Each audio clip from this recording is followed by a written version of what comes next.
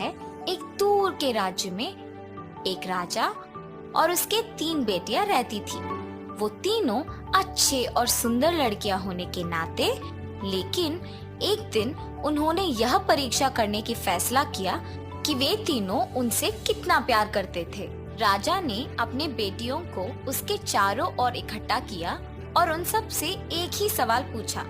मेरे लड़कियां, मैं आप सभी से एक प्रश्न पूछता हूँ। क्या आप सभी मुझे सच जवाब देने का वादा करते हैं? ये क्या है पापा, हम वादा करते हैं। आप सब मुझसे कितना प्यार करते हैं? ओह पिता, मैं आपसे उतना ही प्यार करती हूँ जितना कि दुनिया में सभी हीरो और मानिक। यह एक उत्कृष्ट उत्तर है मेरे लड़की। प्रिय पिता, मैं आपसे उतना ही प्यार करती हूँ जितना कि दुनिया में सभी सोना और चांदी।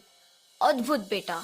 राजा बहुत प्रसन्न लग रहा था और फिर सबसे छोटी बेटी की बारी थी। मेरे पिता और राजा, मैं आपसे उतना ही प्यार करती हूँ जितना कि दुनिया में सभी नमक।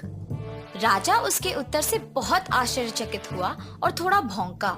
क्या कहा तुमने? मुझे लगता है कि मैंने तुमको ठीक से नहीं सुना। मैंने कहा कि मैं आपसे उतना ही प्यार करती हूँ जितना कि नमक से। तुम्हारी इतनी हिम्मत कैसी हुई ये कहने का? तुम्हारी बहनें मुझे हीरे और सोने से भी ज्यादा प्यार करते हैं और तुम मुझे नमक जितना प्यार करती हो। इस राज्य को अभी छोड़ के जाओ और कभी वापस मत आना। छोटी राजकुमारी बहुत दूर भाग गई और जंगल में छिप गई, लेकिन वह जल्द ही बहुत थक गई। वह एक जगह पर बैठ गई और रोना शुरू कर दिया। जब एक राजकुमार जो वहां से गुजर रहा था ने उसे सुना। जैसे ही उसने सुंदर राजकुमारी को देखा, युवा राजकुमार को उसके साथ प्यार हो गया। राजकुमार उसे अपने महल में ले गया और जल्द ही उससे शादी करने के लिए कहा था।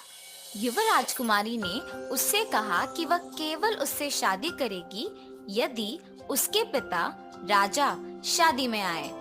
दुख की बात है कि मेरे पिता मुझसे नाराज हैं और मुझसे कहा है कि मैं उनके राज्य में कभी नहीं लौटूं। चिंता मत करो मेरे प्रिय राजकुमारी, मैं उन्हें हमारी शादी का निमंत्रण भेजूंगा और जब वह आएंगे तो हम उन्हें एक सबक सिखाएंगे। राजकुमार ने तुरंत राजा को शादी का निमंत्रण भेजा, लेकिन चतुर राजकुमार ने यह नहीं लिखा कि वह राजा के सबसे छोटी बेटी से शादी कर रहा था। और जब शादी का दिन आया तो राजा वहां पहुंचे। वह युवा राजकुमार